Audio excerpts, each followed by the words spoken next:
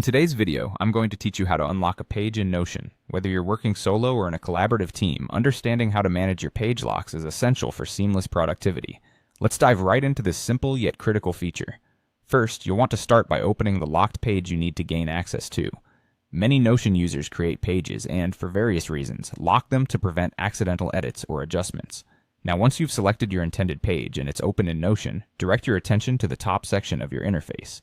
Here, you'll notice a breadcrumb bar that provides a straightforward navigation path and context regarding where you are within your Notion workspace. Look closely along this breadcrumb trail for something labeled as locked. This label is usually right next to the page title and visually indicates that the page is currently secured. Clicking on this locked label is your next step. It serves as your gateway to controlling the edit permissions for the page in question. After you click on the locked label, you're met with a couple of options, each catering to different needs and situations. Let's take a look at these choices one by one, so you can decide which best suits your particular scenario.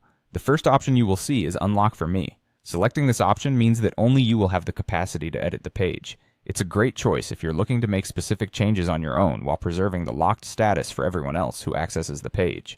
This means nobody else will be able to accidentally or intentionally alter any content unless you decide to unlock it for them. It's a method that combines access for you with privacy and control over the content. The second option available is Unlock for Everyone. Opting for this will completely lift the lock for anyone who already has permission to edit the page. It's perfect for collaborative projects, where multiple people need to have the ability to make ongoing changes without having to go through a gatekeeper. By unlocking the page in this manner, you empower all the eligible users to contribute, edit, and refine the content as needed.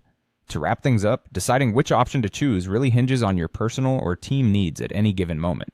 Unlocking a page can be a strategic action to facilitate workflow, communication, and the flow of information in your Notion workspace.